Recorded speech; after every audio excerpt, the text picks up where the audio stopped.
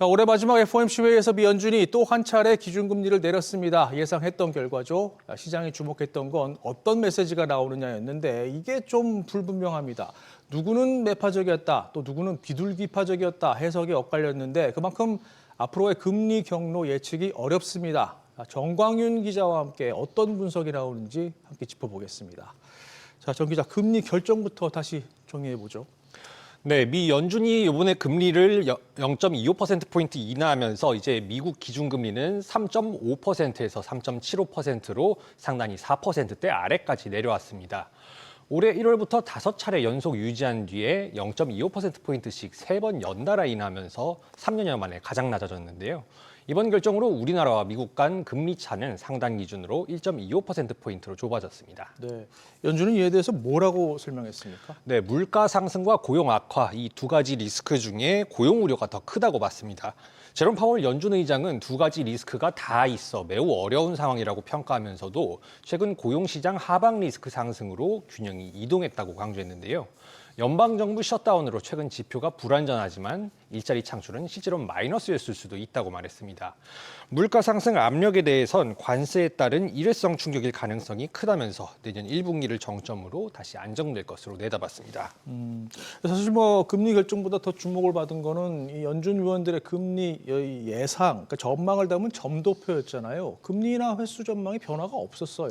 네, 그렇습니다. 연준 위원들이 내놓은 점도표, 그러니까 내년 말 금리 목표치의 중간값은 3.4%로 연간 한 차례 인하를 제시했습니다. 석 달 전 제시한 내용과 같았는데요. 내년 2번 이상 인하할 것이란 시장 기대감에는 못 미치는 수준이고요. 내후년도 한 번 인하하겠다는 전망이 담겼습니다. 뭐 그럼에도 불구하고 시장 반응을 보면 일단 금리 인하 사이클이 이어질 거다 이런 기대감은 계속해서 커진 것 같습니다. 네, 맞습니다. 파월 의장이 매파적인 발언의 수위를 높일 것이다 이런 예상들이 있었는데 결과적으로는 시장을 달래는 발언이 나왔습니다. 파월 의장은 다음 회의에서 금리 인상 전망은 기본 시나리오가 아니라며 빠른 시일 내 인상으로 돌아설 가능성에 대해서는 아예 일축했는데요. 다만 지금은 중립금리의 추정 범위, 그중에서도 상단이라고 말하면서 지금은 상황을 지켜보기에 좋은 위치라고 말했습니다. 결국 당분간은 금리를 내리지 않고 신중하게 판단하겠다는 얘기지만 이마저도 시장은 추가 금리 인하 가능성을 열어둔 것으로 해석했습니다. 네. 뭐 안개 속인 것 같은데 특히 연준 내부 분열이 더 심각해진 것이 확인됐죠. 네, 그렇습니다. 이번 금리 인하 결정은 9대3으로 결정됐는데요. 스티븐 마이런 연준 이사가 B컷을 주장했고 오스탄 굴스비 시카고 연은 총재와 제프리 슈미드 캔자스시티 연은 총재는 동결 의견을 냈습니다. 3명의 반대표는 파월 의장의 임기 시작 후인 지난 2019년 9월 이후 6년여 만에 처음입니다. 그만큼 불확실성이 커졌다는 거죠. 네, 그렇습니다. 점도표에서도 분열이 나타난 것을 보실 수가 있는데요. 점들이 석 달 전보다 더 많이 흩어졌는데 위원들 간의 의견 차가 그만큼 더 커졌다는 의미입니다. 앞서 말씀드린 것처럼 평균으로 봤을 때 내년 한 차례 금리 인하가 예상되지만 실제로 여기에 동의하고 있는 건 4명뿐인데요. 7명은 인하할 필요가 없다고 봤고 8명은 2번 이상 인하해야 한다는 의견으로 갈렸습니다. We made a decision today. We had, 9 out of 12 supported it, so fairly broad support. But it's not like the normal situation where everyone agrees on the direction and what to do. It's more spread out. 네, 로이터는 이미 지난 30년 동안 그 어느 때보다 더 많은 반대가 있었다며 특히 단순 찬반 투표가 아니라 금리 인상과 인하로 방향이 완전히 엇갈리는 건 드문 일이라고 지적했습니다. 네, 시장에서는 이번 금리 결정을 놓고 뭐 매파적이었다, 아니었다, 이런 의견이 좀 갈렸는데 이거 어느 쪽이 맞는 건가요? 네, 우려했던 것보다는 덜 매파적이었다라는 표현이 맞는 것 같습니다. 연준 성명서를 보면 향후 인하 시기와 규모는 불확실하다는 문구가 추가됐는데 월가에선 인하를 기정사실로 보지 말라는 신호로 해석했습니다.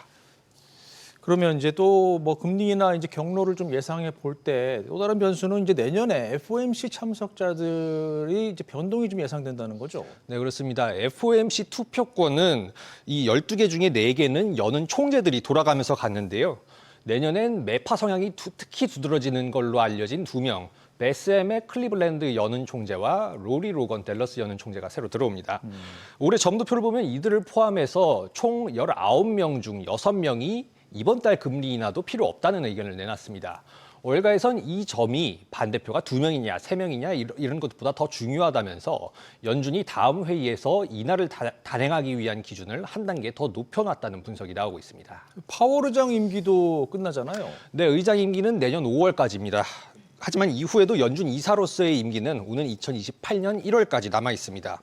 파월 의장은 이사로 남을지 여부에 대해선 말씀드릴 게 없다면서 말을 아꼈습니다. 이미 트럼프 대통령이 내년 초에 차기 연준 의장을 지명하겠다고 예고했기 때문에 파월 의장 레임덕은 이미 시작됐다고 볼 수 있고요. 남은 임기 동안 3번의 FOMC 회의를 주재하게 되는데 허수아비가 될 것이라는 분석도 나오고 있습니다. 네, 현재 차기 연준 의장 유력 후보로 지금 케빈 헤세 백악관 국가경제위원장이 꼽히고 있는데 어떤 전망이 나오나요? 네, 월가에서는 트럼프 대통령의 금리 인하 지시에 휘둘릴 꼭두각시라는 평가가 지배적입니다. 하지만 월스트리트 저널은 앞서 그의 소신 발언에 초점을 맞추기도 했습니다. 헤셋 위원장은 금리 인하 지시를 그대로 따를 것인지에 대한 질문에 대통령이 신뢰하는 자신의 판단을 따르겠다며 인플레이션이 4%로 올랐다고 가정한다면 인하할 수 없다고 말했습니다. 로이터 역시 헤셋 위원장이 내년 물가 압력과 연준 내 분열을 감안하면은 금리 인하를 밀어붙이기가 쉽지 않다고 분석했습니다. 파월 의장이 일단 의장직을 내려놓더라도 이사직은 유지를 할 수 있는데 이걸 유지하느냐 안 하느냐도 또 변수라면서요. 네, 그렇습니다. 연준 이사의 임기는 14년인데 이 임기가 사람이 아니라 자리에 붙습니다. 중간에 사람이 바뀔 경우엔 우선 남은 임기만 주어집니다. 만약에 파월 의장이 이사직에서 사퇴하고 헤셋 위원장이 이어받으면 오는 2028년 1월까지 임기가 되는 겁니다. 이 경우에 트럼프 대통령은 헤셋 위원장을 이사 겸 의장으로 재선임할 수도 있고 새로 지명할 수도 있는데 스콧 베센트 재무장관으로 교체될 가능성이 거론되고 있습니다. 그렇군요. 뭐 경제 상황 못지않게 지켜봐야 할 변수들이 참 많네요. 알겠습니다. 정광윤 기자 수고했습니다.